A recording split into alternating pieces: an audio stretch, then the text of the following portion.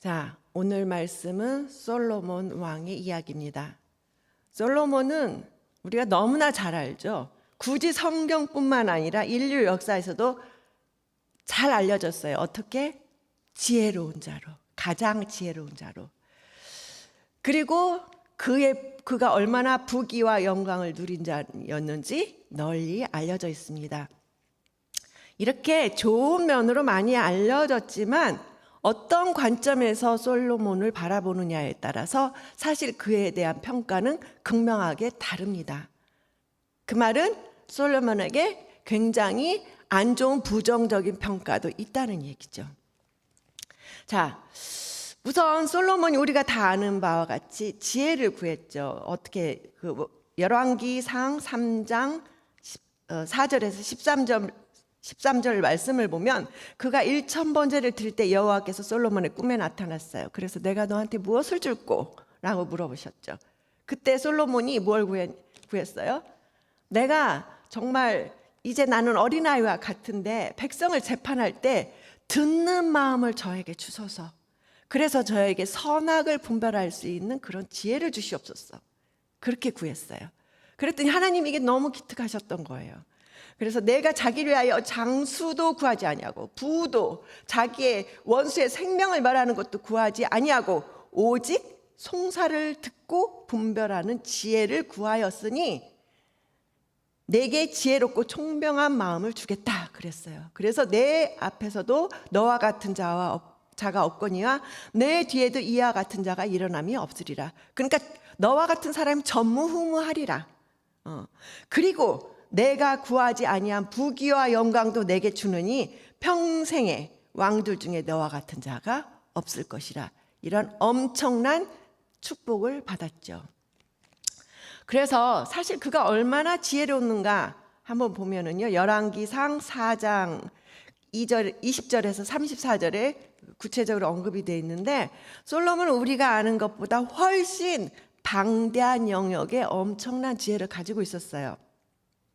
29절에서 34절 말씀을 보면 하나님이 솔로몬에게 지혜와 총명을 심히 많이 주시고 또 넓은 마음을 주시되 바다의 모래같이 하시니 그는 모든 사람보다 지혜롭다. 예, 그랬어요. 우리는 이 중에 하나만 주셔도 좋을 것 같은데 지혜와 총명만 주셔도 좋을 것 같은데 넓은 마음까지 주셔서 정말 모든 사람보다 지혜로웠는데 그의 지혜로움이 우리가 아는 정도를 뿐만 아니라 실제로 성경의 많은 부분이 솔로몬이 기록했죠. 뭐죠? 잠언, 아가서, 또 전도서 이게 다 솔로몬이 기록한 걸로 우리가 알고 있어요. 그래서 잠언 3000가지를 말했고 노래는 1005편이며 아마 노래에도 아주 조예가 깊었던 모양이에요. 그리고 초목과 짐승과 새와 기어다니는 것과 물고기에 대하여 말한지라. 그러니까 이 자연 만물에 대해서 그가 모르는 게 없었어요. 예. 모르는 것이 없을 만큼 방대한 영의 지혜가 충만했기 때문에 사람들이 솔로몬의 지혜를 들으러 왔어요. 세계 곳곳에서 그의 지혜의 소문을 듣고 천하 모든 왕들이 그 사람들을 보내거나 때로는 왕이 직접 왔죠. 시바의 왕 같은 경우는 직접 왔죠. 그래서 그의 지혜를 들으러 올 정도로 그는 그렇게 지혜로웠다라고 얘기하고 있어요.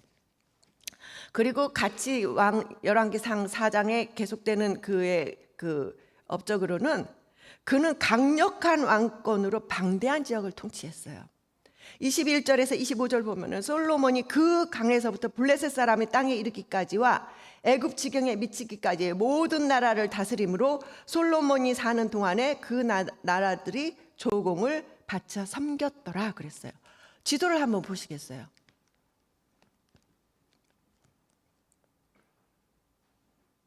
보이십니까? 좀 정확히 안 보일지 몰라도 저 지도는 처음에 이제 다윗과 솔로몬의 영토를 표시한 거예요. 그래서 보라색의 가운데 제일 가운데 보라색으로 보이는 게 있습니까? 그게 다윗이 처음에 유다 지파의 왕으로 등극했을 때 그 다스리던 통치 지역이에요. 그 다음에 위에 좀 더 연한 연두색으로 이게 다윗이 통일 왕국이었을 때 다스리던 지역이에요. 그런데 좀 더 진한 그 연두색 있죠. 거의 초록색에 가까운 테두리에 빨간 라인이 있는 이 지역이 다윗이 정복한 지역입니다. 그러니까 원래 이스라엘 하면은 사실 그 유다 보라색과 연한 연두색 그 지역이에요. 그 지역인데 다윗이 얼마나 많은 영토를 넓혔는지 알겠죠. 저만큼 다윗이 정복했어요. 플러스 솔로몬 때는 그 위에 그 연한 하늘색으로 점선으로 있죠. 예, 그 지역까지예요. 그 지역을 다시 다음 지도로 좀 더 자세히 보겠어요. 다음 지도를 보면 그 가운데 주황색으로 보이는 지역이 두 번째 지도 보여주세요. 예, 그 다음 지도요. 가운데 주황색으로 보이는 지역이 사울이 다스리던 지역이에요. 사울 왕정 시대에 이르러서 사울 왕이 다스리던 시대이고, 연한 그 하늘색 거의 흰색 가까운 지역이 아까 말한 다윗이 정복한 지역인데, 솔로몬이 그 위에 보라색 지역을 더해서 통치를 했어요. 근데 그 지도 계속 띄워주세요. 그 국경을 보면은 북쪽으로 저 위에 제일 위에가 유프라테스 강이에요. 여러분들 보시기에 오른쪽, 예, 제일 오른쪽 위에 그 간단하게 선이 있는데 그게 유프라테스 강이에요. 그리고 왼쪽으로는 지중해가 그 국경이고요. 마지막 그 밑에는 이집트 땅이에요. 애굽 땅. 그러니까 얼마나 많은 지역을 다윗이 넓혔으며, 솔로몬 당시에는 다윗의 영토에서 실제적으로 그 국경 자체가 변하진 않았는데, 솔로몬 때에는 저 위에 이 지역을 통치를 했어요. 그러니까 그 나라의 영토와 주권, 나라의 이름, 왕들은 그대로 놔뒀지만 그 모든 지역을 솔로몬이 통치를 했어요. 그래서 그 나라 왕들이 솔로몬한테 조공을 바치면서 섬겼어요. 예. 그래서 실제로 이 지역이 바로 창세기 15장에서 하나님이 아브라함을 부르셨고 아브라함한테 땅을 약속하실 때 그 땅이 정확히 언약이 성취된 지역이에요. 이렇게 방대한 지역을 그 솔로몬 때 국경과 위에 플러스 통치하는 지역까지 다스렸습니다. 예. 그러니까 참 대단하죠. 예, 이제 됐습니다. 그래서 그가 사방에 둘린 민족과 평화를 누렸다 그랬어요. 그 모든 나라들이 솔로몬한테 와서 조공을 바치고 섬기니 뭐 누가 솔로몬을 대적하겠어요. 그래서 모든 나라들과 평화를 누렸으니 당연히 이스라엘은 평화가 온 땅에 가득했죠. 백성들이 평안하게. 그래서 솔로몬이 사는 동안 유다와 이스라엘이 평안히 살았더라. 예, 이게 솔로몬의 지혜왕 솔로몬의 통치 업적입니다. 뿐만 아니라 솔로몬은 굉장히 부강한 나라를 이뤘어요. 그래서 솔로몬의 부귀와 영화는 아까도 얘기했지만 성경을 넘어서서 우리 인류 역사상 거의 전설적이에요. 열왕기상 10절 23절에 보면 솔로몬 왕의 재산과 지혜가 세상의 그 어느 왕보다 크다 그랬어요. 그러니까 한번 생각해 보세요. 근데 도대체 이 부가 어디서 왔을까? 이스라엘 땅 우리 생각해 보세요. 적과 꿀이 흐른다 그랬지만 실제로 그 땅이 지형이 어때요? 지리적 조건은 사막이잖아요. 굉장히 척박하잖아요. 물도 없고, 그 옥토가 아니었어요, 사실. 그리고 대부분이 사막이었어요. 너무나 많은 지역이 불모지였고, 그런 곳에서 그 농사를 지을 수 있는 땅도 없는데, 게다가 그들이 유목민이었기 때문에 더군다나 농사 짓는 인구가 적었기 때문에 양식도 부족한 상황이었어요. 그래서 흉년이 들기만 하면 애굽으로 이리저리 양식을 얻으러 내려갔잖아요. 게다가 원자재, 오늘날까지도 거기에서 금이 나온다, 무슨 그 금속물이, 귀금속이 나온다는 기록 없습니다. 예. 그런데 어떻게 해서 이렇게 그 솔로몬은 부귀와 영화를 누렸을까? 근데 열왕기 4장 22절에서 28절 보면 솔로몬의 하루 음식물이 기록이 돼 있어요. 그러니까 솔로몬 혼자 먹은 것보다는 솔로몬 왕국에서 하루에 그 필요한 음식물이 어느 정도였느냐면, 가는 밀가루가 30고루, 굵은 밀가루가 60고루인데 이게 좀 감이 안 잡히잖아요. 제가 그래서 환산을 해봤더니 빵을 12,700kg을 만들어서 14,000명이 먹을 수 있는 양이래요. 그러니까 그만큼 왕궁이 굉장히 번성했고 어마어마한 인구가 왕궁에 살았다는 거죠. 왕과 그 식솔들과 신하들과 거기 거주하는 신하들과 경호원들과 모든 사람들이 엄청난 사람들이 왕궁에 거주하고 하루에 그 14,000명 먹을 만큼의 그 밀가루가 필요했고 살진 소 10마리, 우리 소 한 마리 잡으면 얼마나 많겠어요. 근데 살진 소가 10마리, 게다가 초장에 있는 소가 20마리, 양 100마리 한번 상상을 해서 얼마나 되나. 이것만 계산해도 이것 역시 14,000명이 하루에 1.5파운드 정도, 그러니까 몇 끼 반 파운드 정도의 고기를 3끼 먹는데 14,000명이 이렇게 먹을 수 있었다는 거예요.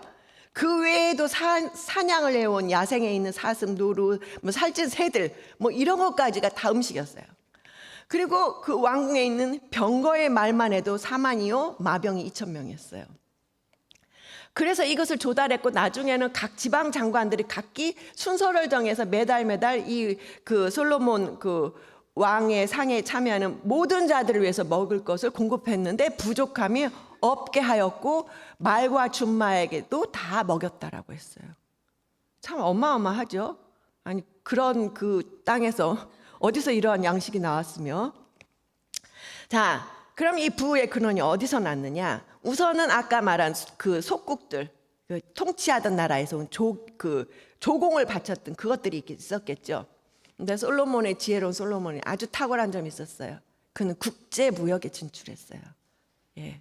솔로몬은 굉장히 그런 이재와 경영에 탁월한 사람이었어요. 그리고 국제적인 감각도 갖췄어요. 그래서 국제 무역에 진출했어요. 특별히 해상 무역에 진출한 거 여러분 혹시 아세요?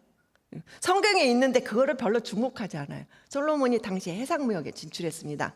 근데 생각해 보세요. 이스라엘이 그 사막이었고 척박한 땅이었고 뭐 맨날 목축하던 사람들이 어떻게 해상 무역을 하겠습니까? 바다와는 거리가 멀고. 해상 무역 하려면 우선 뭐가 필요해요? 배가 필요하죠. 배를 누가 만들겠어요? 해상 경험은 있습니까? 이거 다 전문가가 필요하잖아요. 그러니까 이 해상 무역에 진출한다는 건 아주 기가 막힌 발상인 거예요. 솔로몬이었기 때문에 가능하고 솔로몬이 이거를 보았다는 겁니다. 그래서 그는 해상 무역을 진출했는데, 자, 지도를 한번 보시겠어요? 어떻게 해서 해상 무역에 진출했나? 두 번째 지도 한번 보여주시겠어요? 이스라엘 땅에서 바다가 어디 있습니까? 지중해죠. 근데 이스라엘 땅이 이스라엘이 그 지중해에 연안 지향 접한 지역 중에 상당히 그 위쪽에 연안 그 해안을 따라 가느다랗게 있는 그 지역 보입니까? 그 나라가 페니키아예요. 두로라고 그러는데. 그 페니키아인데 이 지역은 이스라엘이 그 솔로몬 때 통치를 하진 않았어요. 근데 이 해상 페니키아가 우리가 알고 있죠. 페니키아의 상인들. 예. 이들이 해상 무역에 아주 바다에도 능숙하고 해상 무역에 아주 능숙한 자였고 해상을 다 장악하고 있었어요. 근데 여기 진출했다면 페니키아하고 부딪히면 뭐 이스라엘이 깨질 수밖에 없죠. 이스라엘 승산이 없어요. 그럼 어디로 갔을까요? 저 밑에 그 제일 밑에 남단에 희미하게 약간 파란색이 보이죠? 저게 홍해예요. 출애굽했을 때 거쳤던 우리 그 이스라엘이 출애굽했을 때 건넜던 홍해입니다. 저 마지막 그 한 지점에 엘랏이라는 지역이 있어요.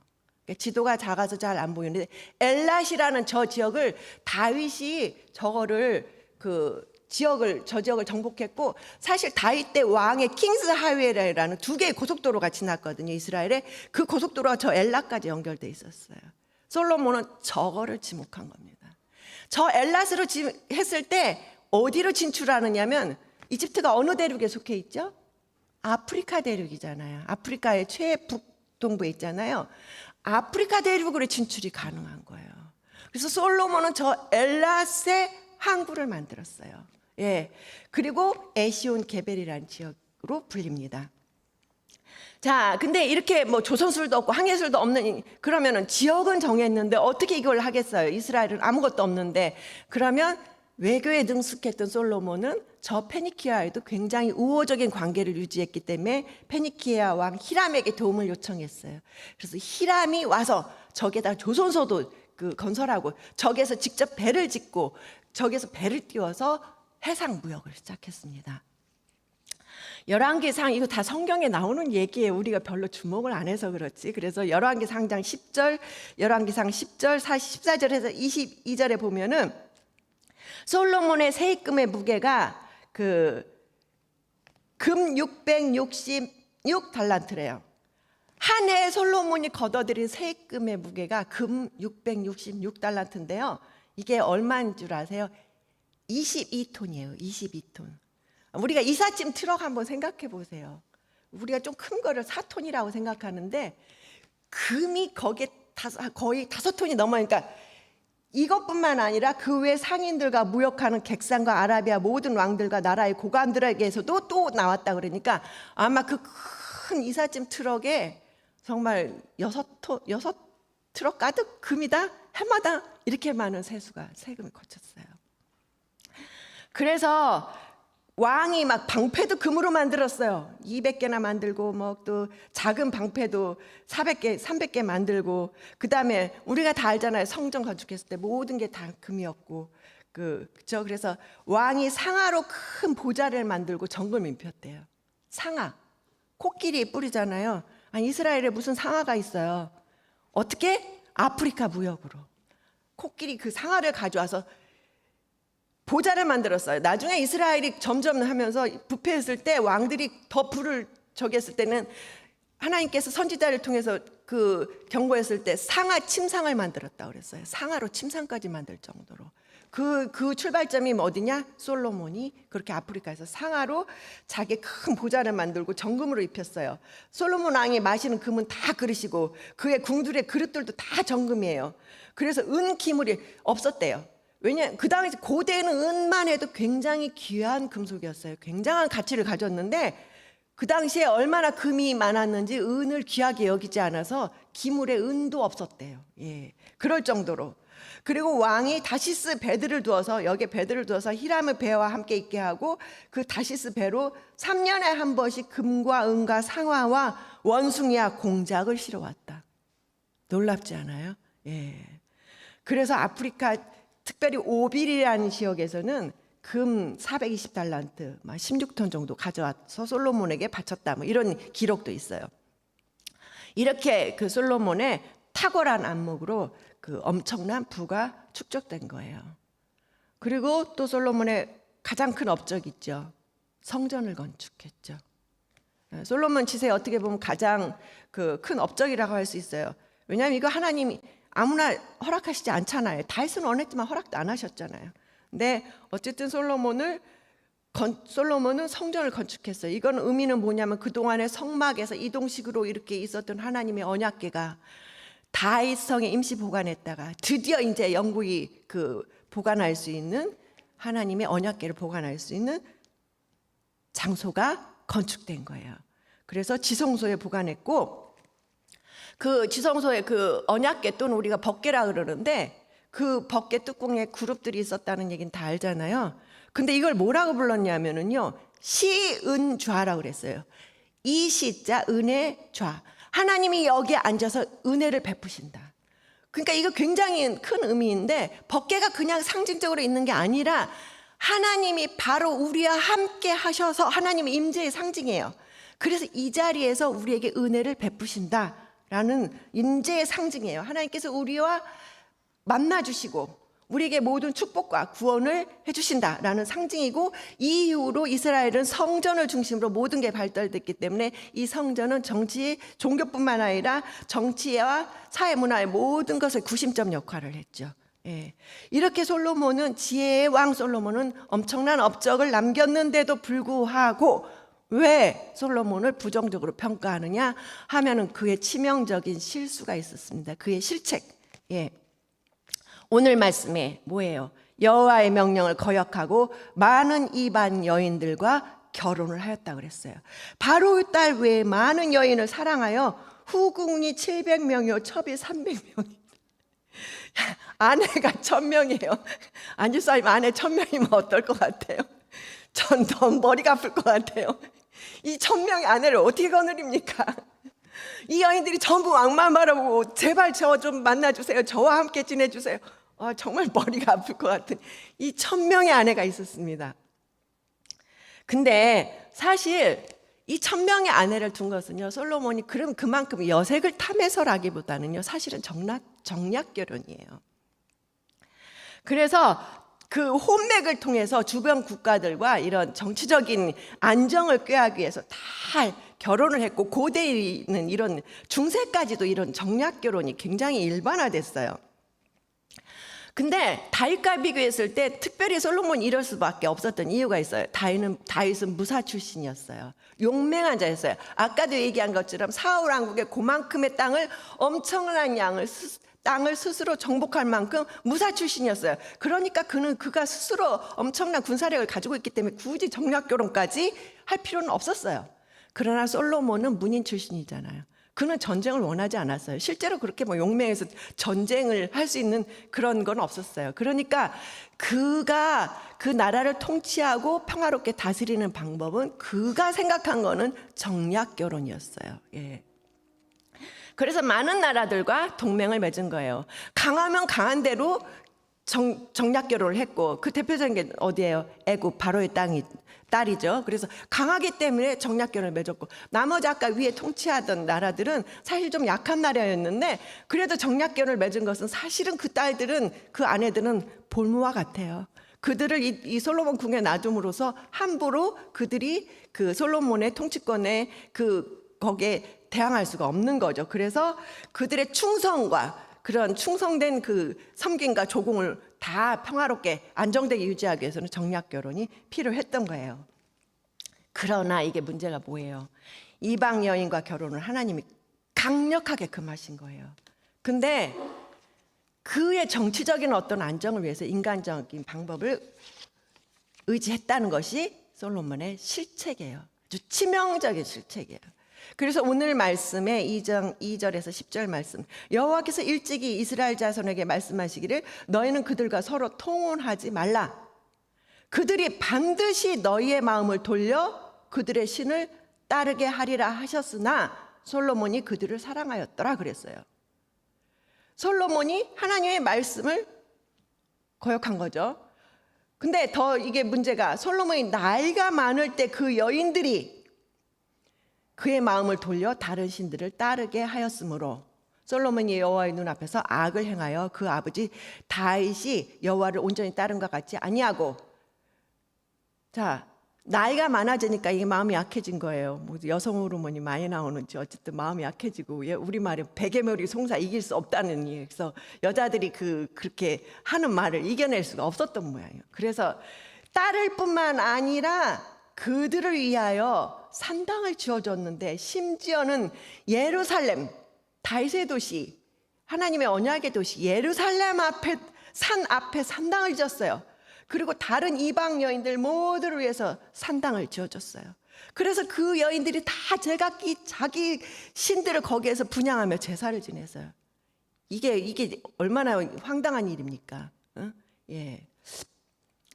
그래서 여호와께서 결국 진노하셔서 2번이나 그에게 나타나시고 명령하사 다른 신을 따르지 말라 하셨으나 그가 여호와의 명령을 지키지 않았다. 이게 솔로몬의 치명적인 실수입니다. 예. 그 다음에 솔로몬의 또 하나의 실수는 긴 건축, 너무나 오랜 기간 건축을 했어요. 그래서 건축을 하면은 할 수 없이 백성들이 동원이 돼야 되잖아요. 그 긴 건축에 백성들이 동원돼서 그 노역에 지쳤다는 거예요, 백성들이. 성전을 건축하는데 7년이 걸렸어요. 근데 성전 건축 7년 하는데 아무도 거기에 대해서 불평하지 않았어요, 당연히. 왜냐하면 하나님의 성전 짓는데 누가 불평을 했겠어요? 그건 다 기쁜 마음으로 했어요. 그런데 그것이 끝나고 나서 자신의 궁을 짓기 시작했는데 무려 13년 걸렸습니다. 규모도 30%나 더 컸다고 그래요. 근데 이게 사실 성전 건축이, 그러니까 왕궁 건축이 그냥 단순한 문제가 아니에요. 이것이 결국 원인이 뭐냐? 그 많은 이방 여인들이 있었기 때문이에요. 이방 여인들의 아내들을 위해서 다 궁을 지어주고 그 많은 왕궁 식구들을 위해서 궁을 지어야 했기 때문에 이 엄청난 건축을 한 겁니다. 그러니까 첫 번째 원인이 하나 잘못했더니 2번째 원인까지 계속 솔로몬이 실책을 하는 거예요. 바로의 공주를, 애굽의 공주를 위해서는 자기 궁전과 똑같은 수준으로 화려하게 지어줬고, 그 궁들이 성전과 똑같이 전부 고급 백향목에 다 금을 입혔어요. 공주에게도 아내에게도 다 똑같게 자기와 같은 궁을 지어줬다 그랬어요. 그래서 솔로몬이 통치를 40년 했는데 21년이나 이 건축을 하는데 그에 많은 에너지를 쏟았고 많은 자원과 많은 그 백성에 동원돼야 했어요. 자, 얼마나 백성들이 부담이 됐고 지쳤고 결국은 이게 아무리 잘 살고 평화로워도 백성들은 불만이 생길 수밖에 없죠. 예. 그렇게 많았던 화려했던 그 부귀가 넘쳤던 국고도 점점 바닥나기 시작했어요. 그럼 솔로몬이 어떻게 했어야 됐을까요? 건축을 중단했어야죠. 그리고 그 많은 왕궁에 화려한 그 왕궁의 사치가 굉장했거든요. 그거 줄였어야죠. 그래서 솔로몬이 거꾸로 갔습니다. 세금을 늘렸어요. 예. 백성들에게 더 세금을 더 과하게 부과시켰어요. 그래서 하나님께서 드디어 오늘 11절에서 13절까지 이렇게 예고하셨습니다. 파이널 노티스예요. 자, 경고예요. 내가 내 언약과 내가 명령한 법들을 지키지 아니하였으니 내가 반드시 이 나라를 내게서 빼앗아 내 신하에게 주리라. 이게 최후 통첩입니다. 예. 그러나 내 아버지 다윗을 위하여 내 세대에는 이 일을 행하지 않고 내 아들 손에서 빼앗으려니와 오직 내가 이 나라를 다 빼앗지 아니하고 내 종 다윗과 내가 택한 예루살렘을 위하여 한 지파를 내 아들에게 주리라. 예. 사실 이 행위로 보면은 다 빼앗아야 되지만 참 하나님은 그래도 신실하셔요. 예. 그래서 다윗을 위하여 예루살렘을 위하여 그 한 지파를 남겨두겠다 그랬어요. 열왕기상 12장 1절에서 20절 보면은 실제로 이스라엘 그 솔로몬 사후에 어떤 일이 있었나 기록하고 있습니다. 솔로몬이 죽고 나서 이제 그 아들 르호보암이 왕이 되려고 할 때 이스라엘 회중이 왔어요. 그리고 이렇게 르호보암에게 요청합니다. 왕의 아버지가 우리의 멍에를 무겁게 하였으나 왕은 이제 왕의 아버지가 우리에게 시킨 고역과 무거운 멍에를 가볍게 하소서. 이게 백성의 마음이에요. 솔로몬 당시에 백성들의 마음이에요. 그 솔로몬이 백성들의 지은 그 멍에가 너무 무거웠다는 거예요. 그 고역이 너무 힘들었다는 거예요. 그러니까 이제 당신은 이제 그거 하지 말고 좀 가볍게 해주셔서 그러면 우리가 당신을 왕으로 추대하여 충성되게 섬기겠나이다. 이렇게 정말 간구를 했어요. 그런데 르호보암이 이 말을 잘 들어줬으면 좋았을 텐데 어떻게 했습니까? 거꾸로 갔죠. 또 나는 너희의 명예를 더욱 무겁게 할지라. 내 아버지는 채찍으로 너희를 징계하으나 나는 정갈 채찍으로 너희를 징치하리라. 이게 치명적이죠. 그래서 결국 이스라엘은 분열됐습니다. 안타깝게도 12개 지파 중에 10개 지파가 떠났어요. 10개 지파가 떠나서 완전히 남북으로 분열돼서 그 이후로 우리가 위를 북이스라엘을 아래 겨우 남은 게 유다 지파예요. 다윗의 가문 유다 지파와 그 아주 연약한 지파지만 베냐민 지파 두 지파만 남아서 이걸 우리가 남유다라고 그래서 남북으로 분열됐습니다. 자, 오늘 이 솔로몬의 영광의 시대와 또 정말 하나님의 그 징계를 받은 이 시대를 우리가 보면서 우리가 어떤 것을 우리 삶에 그 실현해야 할지 한번 보겠습니다. 첫째로 여호와의 도를 벗어나지 말라는 겁니다. 예. 특별히 하나님의 뜻을 어기는 길은 아예 처음부터 들어서지 말자. 이게 저의 주장입니다. 예.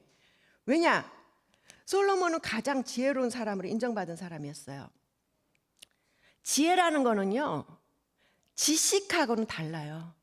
자, 위즈덤이라는 건 널리지하고는 전혀 다르죠. 그러니까 지혜라는 건 성경에서 뭐냐면 지식적인 알미 아니라 하나님을 아는 것이 성경이 말하는 지혜의 정의예요. 그래서 잠언 9장 10절에 보면 여호와를 경외하는 것이 지혜의 근본이요 거룩하신 자를 아는 것이 명철이라. 그러니까 모든 지혜는 하나님을 아는 거예요. 예, 거룩하신 자를 아는 거예요. 이게 바로 지혜예요. 그러면 솔로몬은 지혜로운 자니까 여기에서 으뜸이잖아요.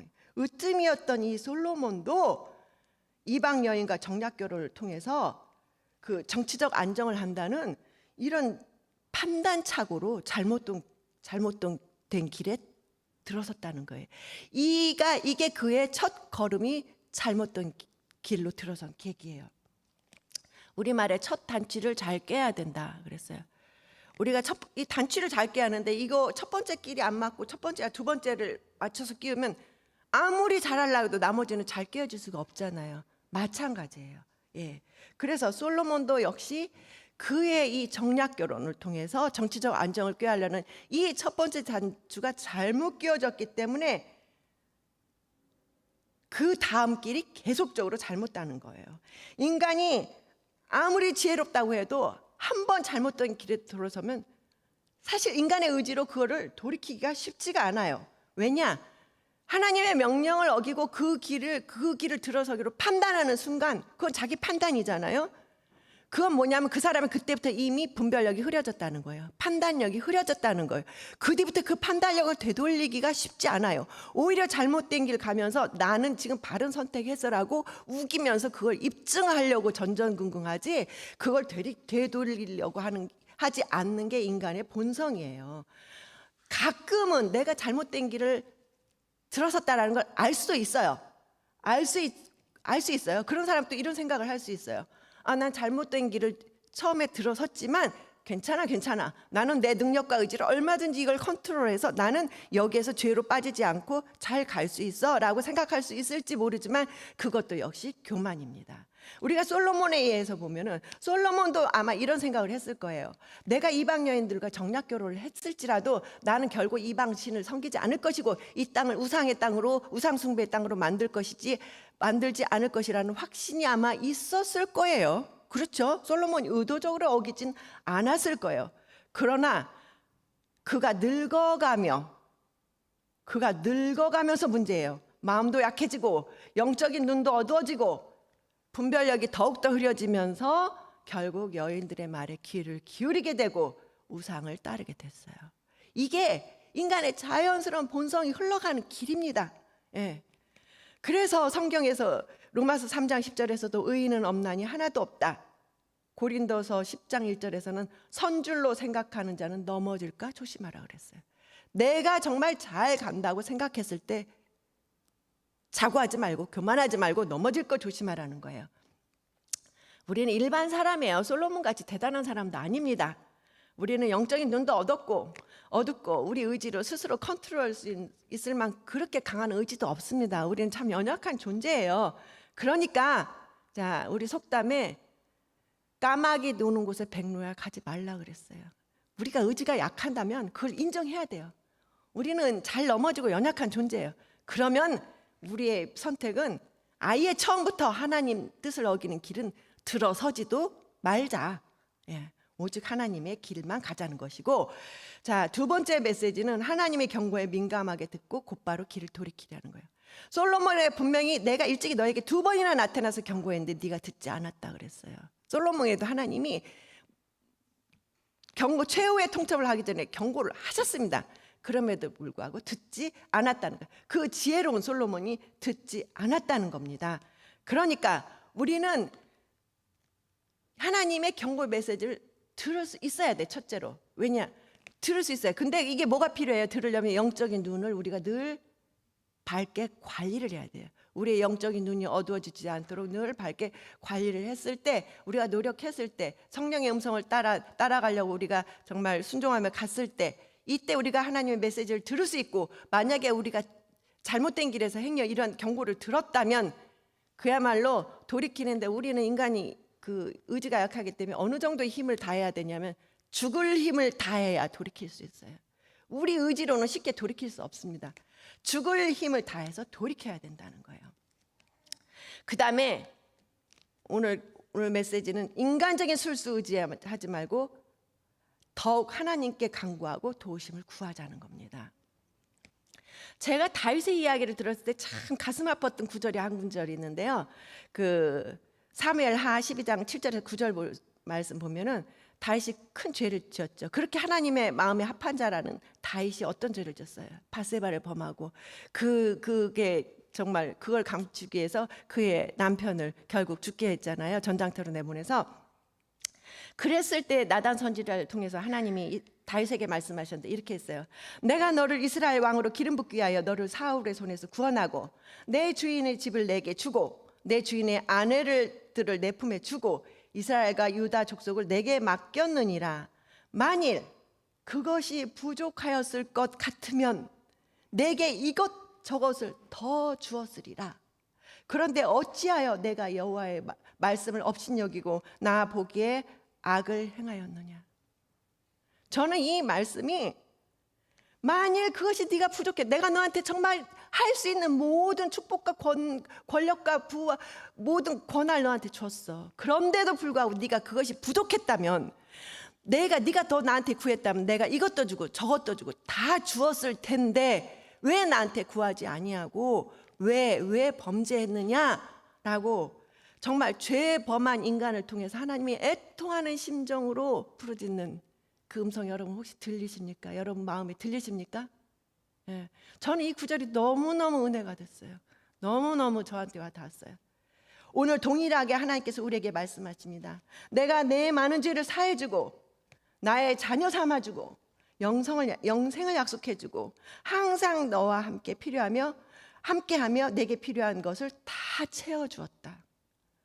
만일 그것도 부족하면 내가 내게 이것도 주고 저것도 더하여 주리라. 그러니 악을 행하지 말고 오직 나 여호와께 구하라. 아멘. 예. 언약에 우리가 이렇게 구했을 때 언약에 신실하신 하나님께서 우리의 많은 죄악에도 불구하고 그야말로 이스라엘의 죄악에도 불구하고 다윗 언약을 지키기 위해서 신실하게 그 언약을 지키셨던 하나님이 우리를 하나님의 자녀 삼아주시고 구원을 약속하셨기 때문에 우리에게도 언약에 신실하십니다. 동일하게. 그래서 우리를 기꺼이 언제든지 도우실 것입니다. 솔로몬은 그의 말년이 어땠을까요? 솔로몬이 전도서는 그가 통치가 끝날 그 노년에 기록한 것으로 추정하는데 전도서 1장 이렇게 시작하죠. 헛되고 헛되며 헛되고 헛되니 모든 것이 헛되도다. 이 솔로몬의 영광만 보면 이게 말이 됩니까? 그 많은 영광과 지혜와 모든 것을 다 누렸던 사람이 헛되도다라고 말하면 사람들이 너 정말 무슨 소리 아니? 나 놀리니 할 거예요. 그런데 이게 솔로몬의 진심이었어요. 진심이었어요. 전도서 2장 10절에서 11절에 이렇게 말합니다. 무엇이든지 내 눈에 원하는 것을 내가 금치 아니하며 무엇이든지 내 마음이 즐거워하는 것을 내가 막지 아니했다 그랬어요. 그래서 이것이 나의 수고로 말미암아 얻은 몫이라고 생각했어요. 자기가 정말 내 눈이 원하는 거 다 해봤어요. 내 마음이 즐거운 거 다 해봤어요. 그리고 이건 내 수고로 원하는 것이라고 해서 내가 정말 이걸 너무너무 기쁘게 내 몫이라고 내 수고의 몫이라고 받았다고 생각을 했어요. 그런데 그 후에 내가 생각해 본즉 내 손으로 한 모든 일과 내가 수고한 모든 것이 다 헛되어 바람을 잡는 것이며 해 아래에서 무익한 것이로다. 이게 솔로몬의 말년의 고백이에요. 그래서 그의 마지막 교훈은 이렇게 마칩니다. 일의 결국을 다 들었으니 하나님을 경외하고 그의 명령들을 지킬지어다. 이것이 모든 사람의 본분이니라. 아멘. 이 말씀이 동일하게 우리에게 주어지는 말씀입니다. 우리에게 다른 선택의 여지가 없어요. 오직 하나님을 경외하고 그의 명령을 지키는 것. 예. 그래서 우리가 이 모든 그의 그 명령에 순종하는 믿음으로 여러분의 믿음의 길을 끝까지 변함없이 가시기를 바랍니다. 그로 인해서 언약에 신실하신 하나님이 주시는 모든 축복을 누리는 여러분의 삶이 되도록 주님의 이름으로 축원합니다.